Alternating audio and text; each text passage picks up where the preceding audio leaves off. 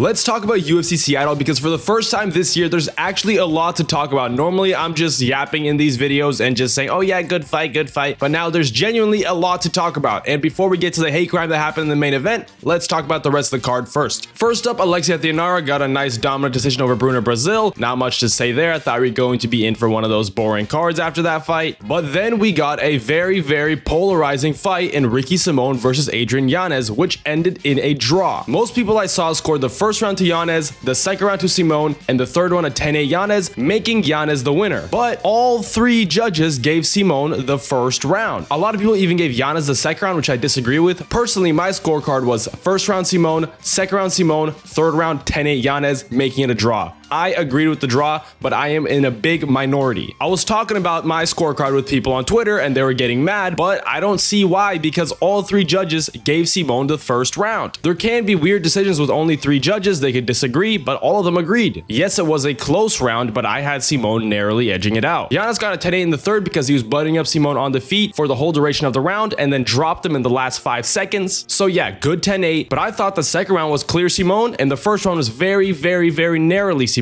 So I don't mind the draw. But how'd you score it? Let's move on. Naojo Sterling knocked out Bruno Lopez. First knockout in his UFC career. I knew he was going to get it. I knew he needed that knockout because people have been calling him boring. So yeah, great performance by him. Next up, Casey O'Neill knocked out Gabriela Fernandez. We got a women's flyweight knockout, bro. We do not see that often. Great fight for Casey. Came back after a big layoff. Good for her. Then another weird moment. Marcin Tybura versus Tyrell Fortune. Tyrell won the unanimous decision. UFC debut against Marcin Tybura, who has over 20 UFC fights off the top of my head. He did not look amazing, but it's a great statement to be a UFC veteran in your debut. But the controversy happened when Bruce Buffer read Tybura as the winner, and I instantly started screaming robbery at my watch party. I was like, what the hell? Tyrell won that unanimously, 30-27, 29-28, but then they brought Tyrell back in the cage, and Bruce Buffer said they messed up, and Tyrell's actually the winner. That hasn't happened in a while where Bruce messes up. Maybe the scorecard's messed up. I don't know what happened, but Tyrell was given the rightful win, but kind of sucks for Tybura because he felt the thrill of the win, and then they just took it away from him. Then Lance Gibson Jr. knocked out Chase Hooper in his second UFC fight. He only fought King Green in his debut, didn't do anything in that fight. Chase Hooper's been in the UFC for a while, is coming off a knockout loss to Alexander Hernandez, and now he is coming off 2 knockout losses because Lance Gibson landed a crazy elbow and knocked him out. I personally thought it was an early stoppage, but I'm a big Chase Hooper fan. Maybe I'm biased, but yeah, I thought it was a bit of an early stoppage, but still good for him. Next up, we got a fight of the night in Tofik Musayev versus Ignacio Bahamondes. This fight wasn't like insanely entertaining like fight of the year contender like last week's Mason Jones versus Axel Solo was, but it was still a great fight and perhaps the bloodiest fight of the year, maybe of the last 2 years. Probably only second to Miktebek Oralbai versus Chris Duncan. Ignacio won the first round, then in the second round drops Musayev right at the start of the round. As he's trying to suplex him, Musayev grabs the cage. The ref does not notice. People were screaming about that on Twitter that he was cheating because since he didn't get taken down, Musayev ended up on top and absolutely destroyed Bahamondes on top with elbows and punches and bloodied him up like crazy. There was literally a pool of blood on the canvas. They were literally weltering in the blood. And people argue that would not have happened if the ref noticed the cage grab or if he didn't grab the cage in the first place, and Ignacio Bahamondes ended up on top. And Musayev hit him with an intentional looking headbutt in that round as well. So that caused a lot of controversy. Musayev came out and won the third round as well because Bahamondes was so damaged, probably could not take his all the blood in his eyes, and Musayev won the fight. So what do you guys think? Do you think he was cheating on purpose? Do you think he would have lost if he didn't cheat? I don't know. Let me know. Kicking off a historic main card, we got 6 finishes in 6 fights on the main card. That hasn't happened in a while. Terrence McKinney knocked out Kyle Nelson in 24 seconds, man. Terrence McKinney always brings it, man. One of my favorite fighters in the UFC, period. He is must-see TV. Every fight he says he's going to be boring this time and grapple and be under Magomedov, but he just can't help himself. Lands a head kick 20 seconds in, ground and pounds to the finish. Terrence McKinney is awesome, man. I do have one thing to say though. He has never received a performance bonus in his UFC career, and he has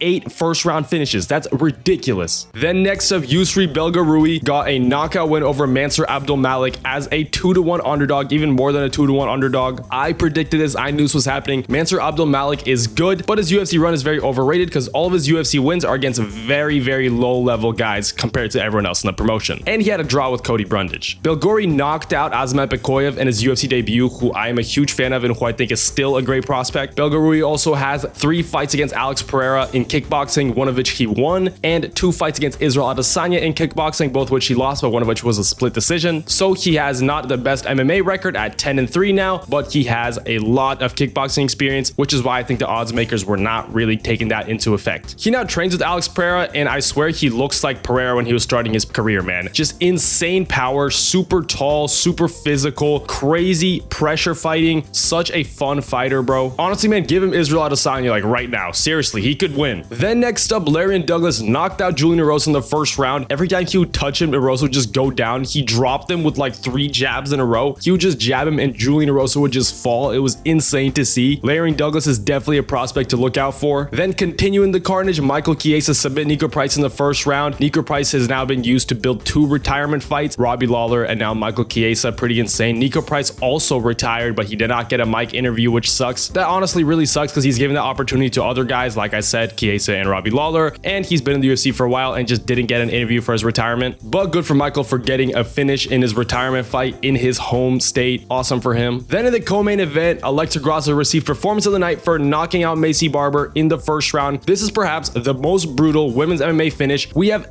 ever seen. I picked Macy Barber, but I was still insanely impressed. Grasso drops her with a 1-2, then jumps on her back as she's probably already asleep. The ref pulls her off, so it was kind of a double knockout submission. The UFC officially counted it as a knockout. I saw a lot of people were mad about that, but I think that's fair. She was already out. And then Macy Barber was genuinely out for like 4 or 5 minutes, to not move a muscle. It was very, very scary. She's fine now, but seriously, man, that was a brutal finish. This really shows Alexa Grasso is back after that Natalia Silva loss, after that Shevchenko loss. She is still a player in this division. Then in the main event, Joe Pyfer finished Israel Adesanya, man. This really sucked to see. I thought Israel looked so good in the first round, looked good coming out in the second. He was doing great rage fighting, hurting Pyfer, hurting him with the leg kicks. Every single leg kick Pyfer did not like. Pyfer was biting on every feint. He looked like he did not belong there. But then Israel got a little overzealous, started maybe chasing a finish. I don't know what happened in his brain, but it flipped the switch that he just started pocket fighting with him. I have no idea why. He could just jab leg kick at range to win the fight, but maybe he just doesn't care about that anymore. Maybe he just wants to put on a fun fight for the fans. He did say that winning is not everything for him, but it sucks for his fans, man, because obviously we want to see him win. He pretty much abandoned his game plan halfway through the second round after doing very good for the whole fight. He started chasing him. He started going into the pocket with his hands down. He started letting him hit him so he could try to counter, do like the Alex Pereira moment. Just looks like his fight IQ literally just went out the window. Then Joe capitalized on that. He took him down and ground and pound finished him. Really sucks to see a legend go out like this. He said he's not done. I hope he still gets some more, gets a win maybe to retire off of. But seriously, man, this is kind of mimicking the end of Anderson Silva's career. The top 2 middleweight goats go on insane streaks and then insane losing streaks to end their career. But what do you guys think? Is Joe Pyfer actually legit and deserves to be in the top 5 because he will be come Tuesday morning? Or would have Israel beat him if he just stuck to his game plan? Because like I said, I think in the first round, Joe looked very bad, and in the second, he looked very good. Maybe he came alive. Maybe he started feeling himself a little more. Maybe it was on Israel, but I don't know. Let me know your opinion. But seriously, guys, let's talk about the card in general, because I think this is the best card of the year so far.